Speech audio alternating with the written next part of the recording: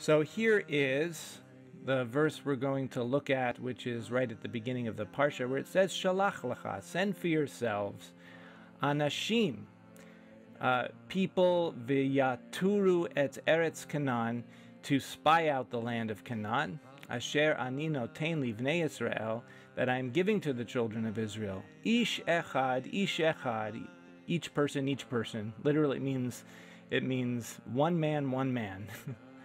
But it's an idiom. So each person, lamate avotav, from their ancestral tribes, tishlachu, you shall send, kol nasi vahem, each one should be a nasi, a leader. So one time, while the Hasidim of Rabbi Israel were casually sitting together and talking, the rabbi came and joined them, his pipe in his hand. He seemed to be in a friendly mood.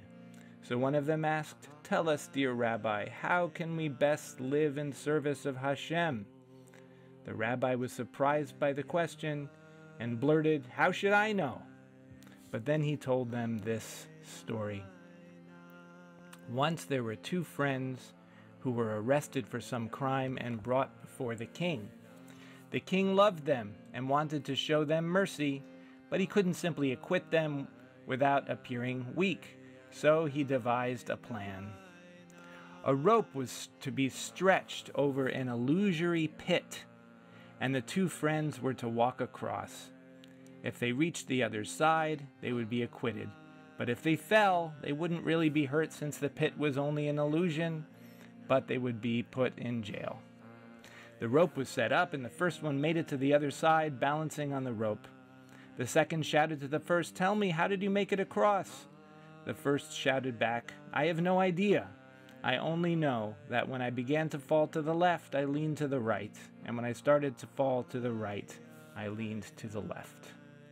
So for many of us, the biggest obstacle to fully bringing ourselves into presence is fear. What is the fear? It's fear of falling into a pit, in a sense, an illusory pit. That pit could be despair or confusion, or of being overwhelmed by painful feelings, because when we become present and open ourselves to the moment as it is, sometimes those feelings come. But the chasm is an illusion. Our feelings cannot hurt us. It is only our resistance that hurts us. As we fall this way or that into our mental beliefs and narratives, we imprison ourselves until we again muster the will to walk the rope again, without falling into thought. Shelakh lecha anashim, v'yaturu et eretz Canaan. Send for yourselves people to spy out the land of Canaan. So what is Canaan on the metaphorical level? It's the promised land. It's the destination of liberation from Egypt. And remember, Egypt is Mitzrayim, which means the place of constriction. We want to get free from that, but then we want to dwell in a place of freedom, and that's what the promised land is supposed to be. So in the deeper sense, it's a metaphor for the aim of spiritual liberation, which has two simple qualities. A'aleh etchem me'oni Mitzrayim, I will take you out of the misery of Egypt, el eretz zavat chalav udvash, to a land flowing with milk and honey. What is milk? Milk is pure nourishment. For a baby, anyway. What is honey? Honey is sweetness. There is a sweetness and a nourishment that flows from our deepest being, but in order to receive it, there has to be a relaxing of all contraction.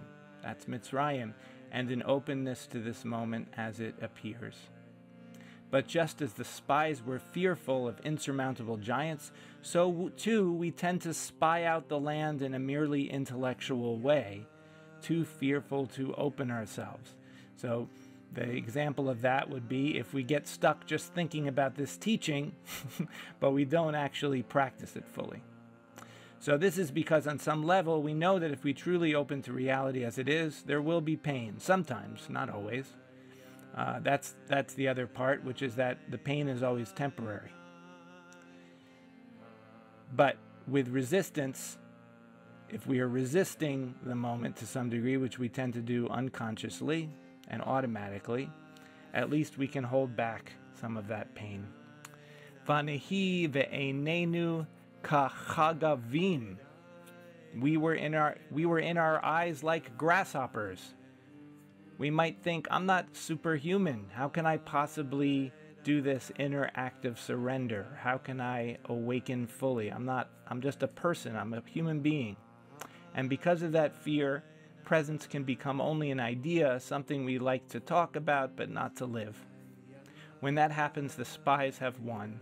Like the Israelites condemned to wander about another 40 years, the intellectualizing of spirituality keeps us searching and wandering, never arriving. But you don't have to be superhuman. You don't have to be anything in particular, because openness is not a special thing. It's nothing, literally. It's just a willingness to allow everything to be as it is. It is told about Rabbi Leib, one of the disciples of the Baal Shem Tov, when he heard rabbis expound on the Torah, he would remark, I think that name is Rabbi Leib, actually, sorry about that. He would remark, what does all this intellectual expounding amount to? A person should simply be Torah so that you can learn from their smallest movements as well as their motionless cleaving to the One. They must become empty like heaven itself, of which it is said, Ein omer ve'ein devarim beli nishma kulam. There is no speech and there are no words. Nothing at all is heard. This is the heaven that is born within when resistance dies, but you do not. So, and that's the whole idea. Sometimes this metaphor of dying is used in spiritual teachings. It's a dying of something that we tend to defend fiercely. But actually, like that pit in the story, it's an illusion. It's not something we have to defend. It's not something that's going to hurt us. We're not going to die. As long as we're here on this plane in this body, we can let that resistance die any moment, actually. We don't need any special moments to do it. We just need the clarity of understanding what we're doing. And that is the bringing of our attention fully into this moment without intellectualizing. And there's also an attitude of readiness that has to be there to just really let the moment be as it is without clinging to it staying the same. Shalom, and thank you for watching. If you enjoyed this video, please do me the favor of clicking like and subscribe, as it helps this channel grow.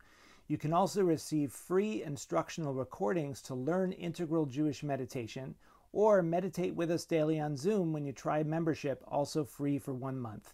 You can find both at torahofawakening.com. All blessings.